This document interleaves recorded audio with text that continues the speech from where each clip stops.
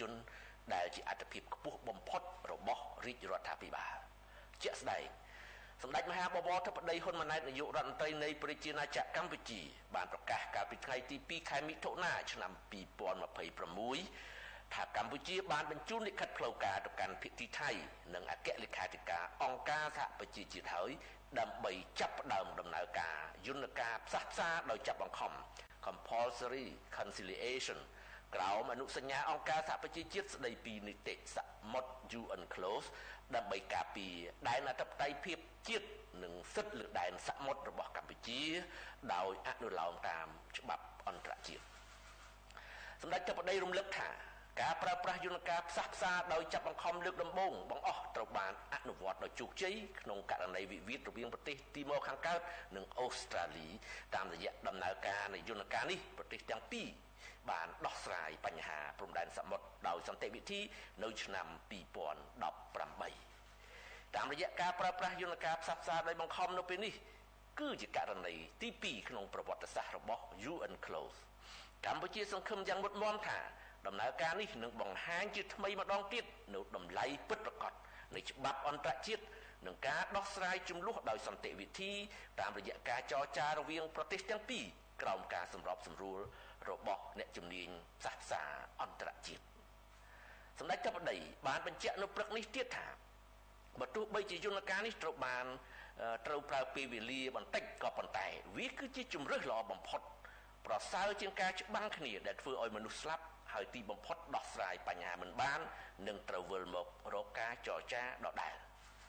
ការបោះជំហានថ្មីដ៏សំខាន់របស់រាជរដ្ឋាភិបាលបានទទួលការគាំទ្រពីគ្រប់ស្ថាប័នកម្ពុជារបស់ជាតិព្រមទាំងក្រសួងស្ថាប័ននានាដែលជំនួសឲ្យរាជរដ្ឋាភិបាលជាពិសេសពីប្រជាពលរដ្ឋខ្មែរគ្រប់មជ្ឈដ្ឋានជាក់ស្ដែងភ្លាមក្រោយពីការប្រកាសជូនដំណឹងរបស់សម្ដេចធិបតីស្ថាប័នព្រឹទ្ធសភា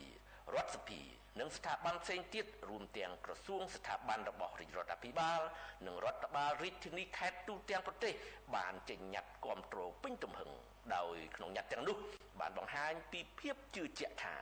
ការអនុវត្តយន្តការផ្សះផ្សាដោយចាប់បង្ខំនេះគឺជាជំហានស្របច្បាប់ប្រកបដោយសុខឆន្ទៈនិងការទទួលខុសត្រូវខ្ពស់របស់រាជរដ្ឋាភិបាលក្នុងការបន្តស្វែងរកដំណោះស្រាយដោយសន្តិវិធីនិងយុត្តិធម៌នៅចំពោះមុខអន្តរជាតិនៅរសៀលថ្ងៃដដែលឯកឧត្តមប្រសុខុនឧបនាយករដ្ឋមន្ត្រីនិងរដ្ឋមន្ត្រីការបរទេសនិងសហប្រតិបត្តិការអន្តរជាតិក៏បានធ្វើបទបង្ហាញជូនប្រធាននិងតំណាងបេសកកម្មការទូតនិងអង្គការអន្តរជាតិនានានៅរាជធានីភ្នំពេញស្ដីពីការវិវត្តថ្មីនៃស្ថានភាពព្រំដែនកម្ពុជាថៃ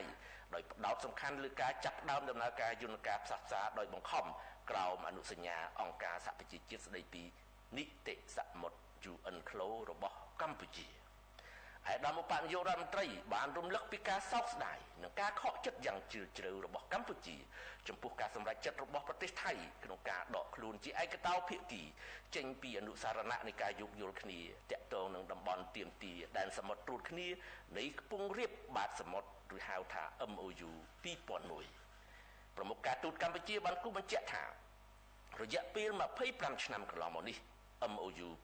2001គឺជាក្របខ័ណ្ឌទ្វេភាគីតែមួយគត់ដែលភាគីទាំងពីរពឹងផ្អែកលើដើម្បីដោះស្រាយតំបន់ទាមទារដែនសមុទ្រត្រួតគ្នារបស់ខ្លួនប៉ុន្តែដោយសារតែថៃបានដកខ្លួនចេញកម្ពុជាបានពិចារណាដោយប្រុងប្រយ័ត្ននៅរាល់ជំរើសប្រកបដោយសន្តិភាពនិងស្របច្បាប់ហើយកម្ពុជាយល់ឃើញថាគ្មានជំរើសអ្វីផ្សេងក្រៅពីការផ្ដើមដំណើរការផ្សះផ្សាដោយបង្ខំក្រោមអនុសញ្ញាអង្គការសហប្រជាជាតិស្ដីពីនីតិសមុទ្រ UNCLOS នេះទេ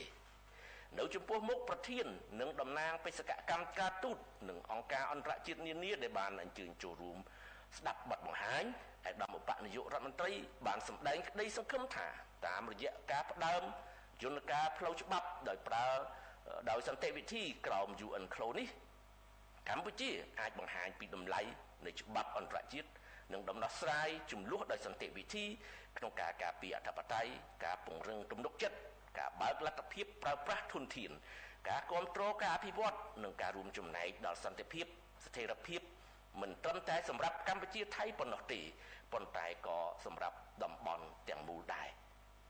ស្របពេលនៃការចាប់ផ្ដើមដំណើរការយន្តការផ្សះផ្សាដោយចាប់បង្ខំក្រោមអនុសញ្ញាអង្គការសហប្រជាជាតិស្ដីពីនីតិសមុទ្រ UNCLOS ដើម្បីការពារដែនអធិបតេយ្យភាពជាតិនិងសិទ្ធិលើដែនសមុទ្រកម្ពុជា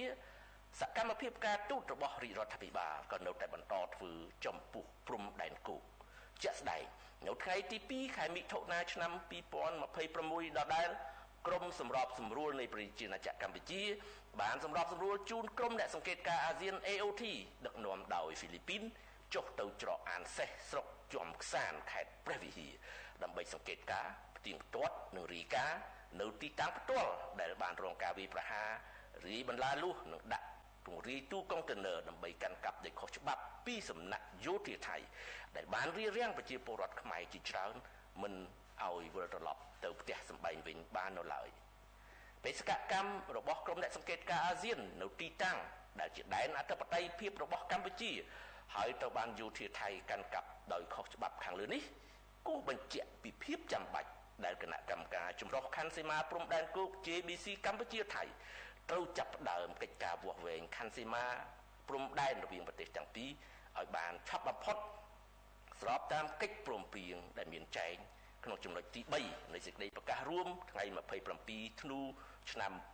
2025ដើម្បីអនុញ្ញាតឲ្យប្រជាជនស៊ីវិលស្លូតត្រង់របស់កម្ពុជាអាចវិលត្រឡប់ទៅលំនៅឋានវិញ